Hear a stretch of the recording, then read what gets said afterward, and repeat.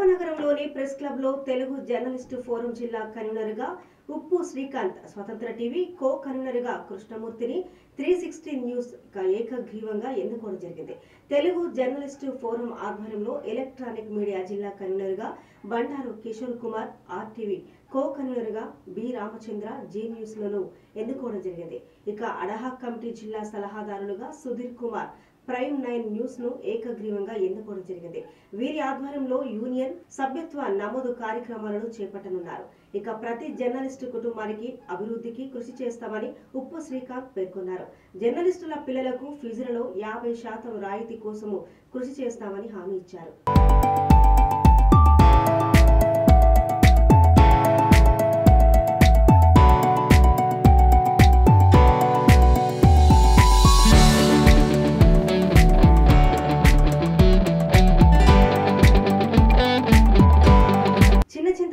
తెలంగాణ రాష్ట్ర ముఖ్యమంత్రి రేవంత్ రెడ్డి నాయకత్వంలో తెలంగాణ ప్రభుత్వం ఇచ్చిన మాట ప్రకారం రుణమాఫీ ప్రక్రియ భాగంగా 1,00,000 రూపాయలు రుణం కలిగిన రైతులకు నేరుగా వారి అకౌంట్ లో వారి రుణాన్ని జమ చేస్తున్న సందర్భంగా చిన్న చింతకుంట మండల కేంద్రంలో రైతు వేదికలో వ్యవసాయ శాఖ అధికారులు ఏర్పాటు చేసిన సీఎం రేవంత్ రెడ్డి కాన్ఫరెన్స్ అన్ని గ్రామాల రైతులు, కాంగ్రెస్ పార్టీ నాయకులు వీక్షించారు. ఈ కార్యక్రమంలో సింగిల్ విండో అధ్యక్షులు సురేందర్ రెడ్డి, ఉమా మహేశ్వర్ రెడ్డి, మాజీ కో ఆప్షన్ మహమ్మద్, నియోజకవర్గ యూత్ అధ్యక్షుడు వెంకటేష్, జీజీ పాల్, ప్రదీప్ రెడ్డి, యువజన కాంగ్రెస్ నాయకులు, రైతులు తదితరులు పాల్గొన్నారు.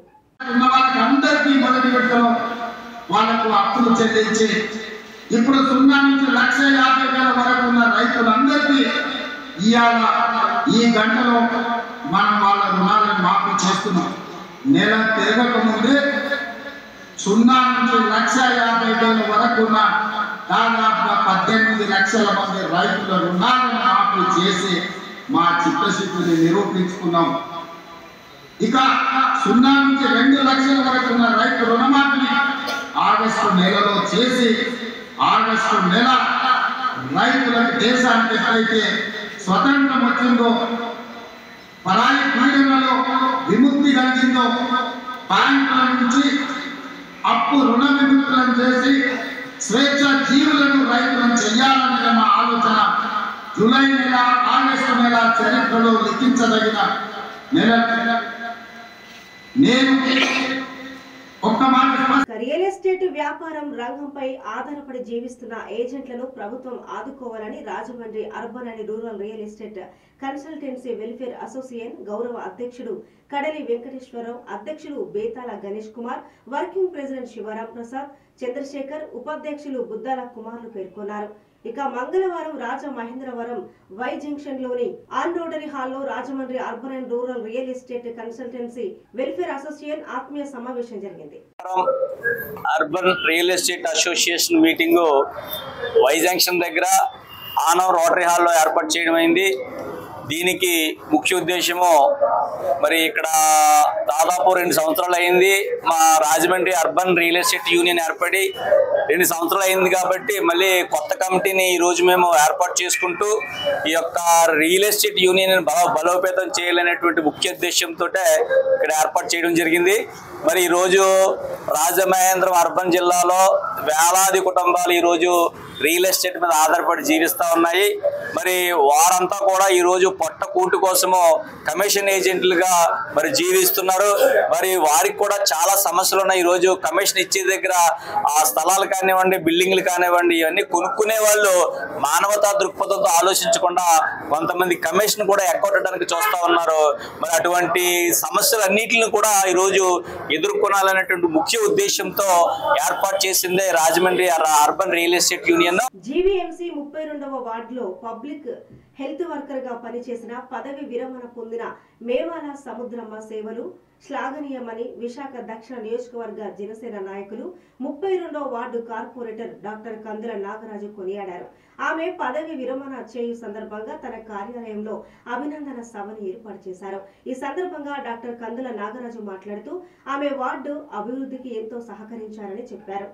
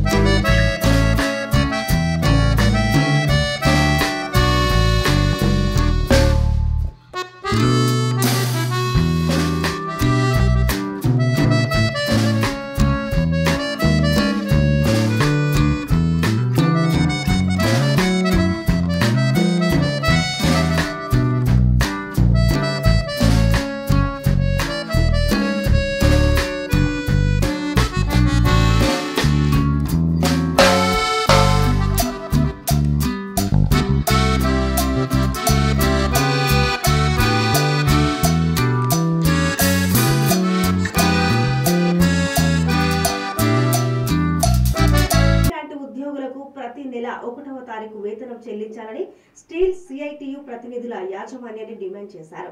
ఇక నేడు స్టీల్ సిఐటియు ఆధ్వర్యంలో ఈడీ వర్క్స్ భవనం ఎదుట ధర్నా నిర్వహించారు. అనంతరం ఈడీ వర్క్స్ సోప్తివారి కార్యాలయంలో వినతి పత్రం అందజేశారు. ఈ సందర్భంగా స్టీల్ సిఐటియు జి అయోధ్యరాం మాట్లాడుతూ గడిచిన 6 మాసాలుగా ఉద్యోగులకు సకాలంలో జీతాలు చెల్లించడం లేదని ఆయన అన్నారు. జీతం ఉద్యోగుల హక్కని, ప్రతి నెల 1వ తేదీ జీతం చెల్లించడం యాజమాన్య కనీస బాధ్యత అని ఆయన వివరించారు. వర్క్ మ్యాన్ కి ముందు ప్రయారిటీ ఆ సమశక్తి ఏదైతే ఉందో దాన్ని డబ్బులు ఇచ్చిన తర్వాత మిగతా పేమెంట్ చేయాల్సి వస్తుంది. మీరు జిఎస్టీ కడతారు 300 కోట్లు, బ్యాంక్ కడతారు 150 కోట్లు, బ్యాంకులకి ఏమో రీపేమెంట్ చేశారు 600 కోట్లు, రైల్వే కడతారు, ఎన్ఎండిసి కడతారు, కట్టమని అన్నాం. మేము కట్టదు దాంట్లో 50 crores అడ్జస్ట్ చేయాలి. అదర్వైజ్ చేత కదా మేనేజ్మెంట్ రిలీజ్ వెళ్ళిపోమని అడుగుతుంది. Somebody will come. అది శాలరీ కూడా ఇవ్వకపోతే మీరు ఎందుకంటే కంపెనీ అడగడం అవసరమా? సీట్లో కూర్చొని శాలరీ ఇవ్వాలంటే ఇది కరెక్ట్ కాదండి. ఇలా సీట్లు ఖాళీ చేయండి. డీపీ వెళ్ళిపోయాడు రిజైన్ చేసి. ఎంతమంది రిజైన్ చేస్తారు? రిజైన్ చేయండి. నా పర్సన్ ఆయగా run the company. At least per day sales 3 crores మీరు పక్కన పెడితే 90 crores వస్తుంది. 90 crores full salary for all employees. కావాలని ఈ నెల నెక్స్ట్ డే మీరు 1525 crores సేల్స్ చేసి కూడా ఈ 2 రోజులు కనీసం 340 కోట్లు వస్తుంది ఇవాళ రేపు. అయినా సరే మీరు శాలరీ మాకు ఇవ్వట్లేదంటే because of wantedly create the problem. కాబట్టి మీరు మిమ్మల్ని ఆన్సర్ చేయమని చెప్పడం కాదు. మీరు నిన్న వైకాపా కార్పొరేటర్లు పన్నుల విషయంపై పెట్టిన ప్రెస్ మీట్ గుమ్మడికాయల దొంగ ఎవరంటే భుజాలు తొడుక్కున్నట్టుందని, గత ప్రభుత్వం అద్దె ఆధార పన్ను విధానాన్ని రద్దు చేసి విలువ ఆధార పన్ను విధానాన్ని తీసుకురావడం ఈ ఆర్థిక పన్నుల భారానికి కారణం కాదా అని వైకాపా నాయకులకు సూటిగా ప్రశ్నించారు. ఇక జీవో MSNO 198 18వ తేదీ 10/2022 సంవత్సరం, ఇక జీవో MSNO 39 21వ తేదీ 3 నెల 2023 సంవత్సరానికి కడప మాస్టర్ ప్లాన్ విడుదల చేసి తీరా ఇప్పుడు అధికారులపై నెట్టడం సముచితం కాదు అని తెలిపారు. చెత్త మీద పన్ను, ఖాళీ జాగుల మీద పన్ను, పెనాల్టీ విధానాన్ని ప్రజలపై రుద్దిన ఈ వైకాపాకు మాట్లాడే నైతిక హక్కు లేదని తెలిపారు. ఆ అధిక పన్నుల భారానికి కారణం ఏంటయ్యా అంటే జీవో నంబర్ 198 అని చెప్తున్నారు. ఆ పెనాల్టీలకు కారణం ఏంటయ్యా అని అడిగితే మాస్టర్ ప్లాన్ అని చెప్తున్నారు. స్వయంగా వారే చెప్తున్నారు. ఆ జీవో నంబర్ 198 మరియు ఆ మాస్టర్ ప్లాన్ ఎవరైనా తెచ్చిందని ఒకసారి చూస్తే అది వాళ్ళ ప్రభుత్వమే, వైఎస్ఆర్ కాంగ్రెస్ పార్టీ ప్రభుత్వమే తీసుకొచ్చింది. మాస్టర్ ప్లాన్ మనకు ఒకసారి చూస్తే GO number 39 municipal administration urban development department వాడు విడుదల చేశారు 21వ మార్చి 2023 సంవత్సరం. ఇది వాస్తవం కాదా అని చెప్పి వాళ్ళు అడుగుతున్నారు. అదేవిధంగా జీవో నంబర్ 198 విడుదల చేసింది వైకాపా ప్రభుత్వం కాదా? మీ అధినేత జగన్మోహన్ రెడ్డి గారి సారథ్యంలో కొలువు తీరిన ప్రభుత్వం విడుదల చేసిన ఈ జీవో కాదా అని చెప్పి వాళ్ళు అడుగుతున్నారు. అంటే చట్టాలు వీళ్ళే చేస్తారు, జీవోలు విడుదల వీళ్ళే చేస్తారు, ఏడీపీ సర్వేలు వీళ్ళే చేస్తారు, మాస్టర్ ప్లాన్లు వీళ్ళే ఇస్తారు. తీరా అది అమలయ్యేసరికి ఆ తతంగాన్ని, ఆ దోషాలన్నింటి కూడా అధికారుల మీద నెట్టడం, అదేవిధంగా వచ్చే కొత్త ప్రభుత్వాల మీద దూషణ చూపించడం.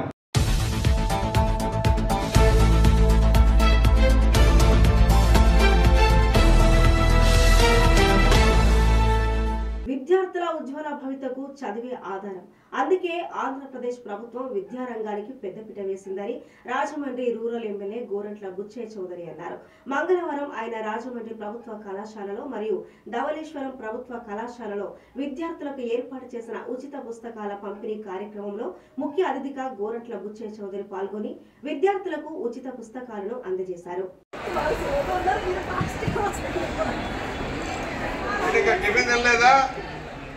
వాయిస్ పెద్దగా లేదు మీది.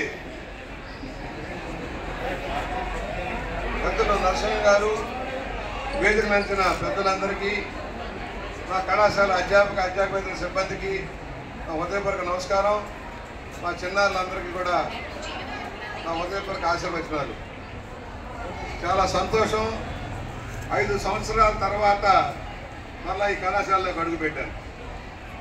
14-19 మధ్య ఈ కళాశాల అభివృద్ధి కోసం ఆనాటి ప్రిన్సిపాల్స్, అధ్యాపక సిబ్బందితో కలిసి కొంత వర్కౌట్ చేశాం. ఎందుకంటే ఉభయ గోదావరి జిల్లాల కేంద్రంగా ఈ జూనియర్ కళాశాల ప్రవర్ధమానం అవుతా ఉంది. మంచి రిజల్ట్స్ వస్తూ ఉన్నాయి. మంచి అధ్యాపకుల సిబ్బంది ఉన్నారు. ఉన్నదల్లా కొంచెం స్థల సమస్య. 1 ఎకరన్నర స్థలాల్లో 1600 చిల్లర మంది పిల్లలు ఇక్కడ చదువుకుంటూ ఉన్నారు. ముఖ్యంగా బాలికలు దాదాపుగా సగం స్థాయిలో బాలికలు ఉన్నారు. కొవ్వూరు ప్రాంతాల నుంచి కూడా చాలామంది ఇక్కడ రావడం మనం చూస్తూ ఉన్నాం. మాకు కూడా చాలా ఒత్తిడి ఉంది. ఎప్పటికప్పుడు సీట్లు కావాలి, సీట్లు ఇప్పించడం అడిగే వాళ్ళు కూడా ఉన్నారు. అంటే ఇక్కడ చక్కగా పాఠాలు చెప్తున్నారు. మంచి పరిస్థితులు ఉన్నాయనే కదా. శ్రీశైలం డ్యాములో గంటకు పెరుగుతున్న నీటి మట్టం. మరో 2 గేట్లు ఎత్తిన అధికారులు. ఇక 5 గేట్ల ద్వారా నీటిని దిగువకు వదులుతున్న అధికారులు. ఆగస్టు 1న శ్రీశైలానికి సీఎం చంద్రబాబు గారు కృష్ణమ్మకు జలహారతి ఇవ్వనున్న ముఖ్యమంత్రి.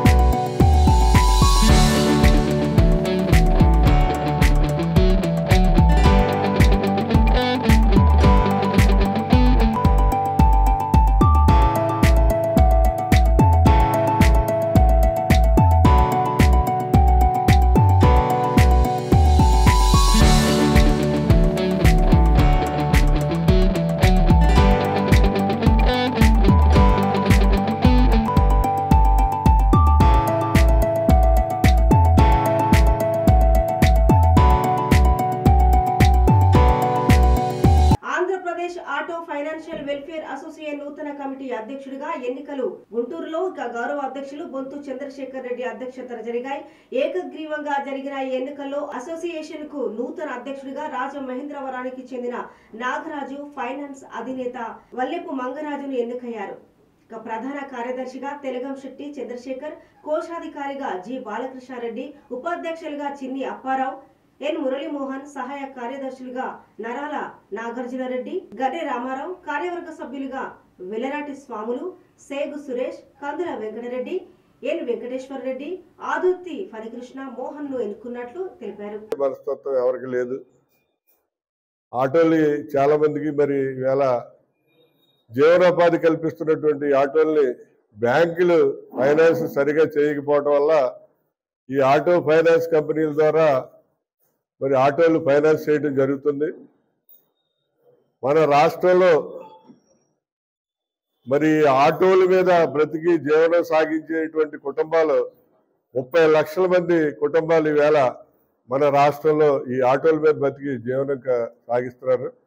ఇది మరి 30 లక్షల మందికి మరి డైరెక్ట్ గా కాకపోయినా ఇండైరెక్ట్ గా ఉపాధి కల్పించింది. వాళ్ళ కుటుంబం అంతా కూడా కుటుంబం ఒక ఆటో నడుపుకుంటే ఆ కుటుంబం అంతా బతుకుతారు.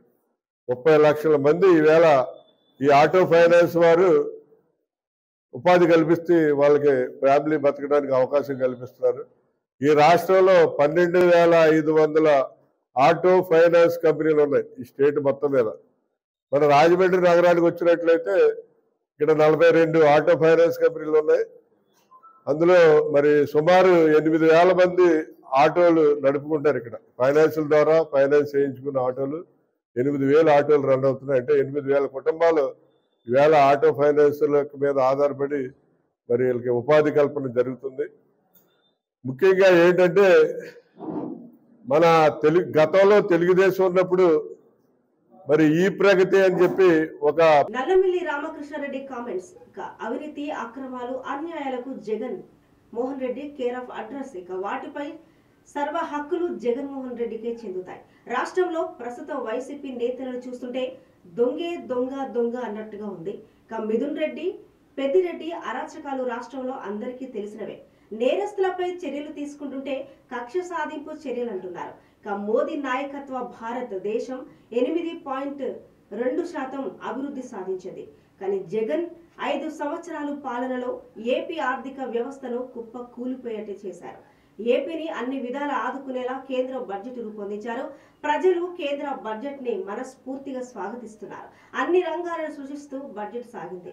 రాష్ట్రానికి గతంలో ఎప్పుడూ లేని విధంగా ఆల్మోస్ట్ స్వాతంత్రం వచ్చిన దగ్గర నుంచి తీసుకుంటే ఏ బడ్జెట్లోని కూడా ఆంధ్రప్రదేశ్ రాష్ట్రానికి ఇంత పెద్ద ఎత్తున ప్రయోజనం చేకూరిన బడ్జెట్ లేదు అనేది కూడా ఈ సందర్భంగా తెలియజేస్తూ ఉన్నాం.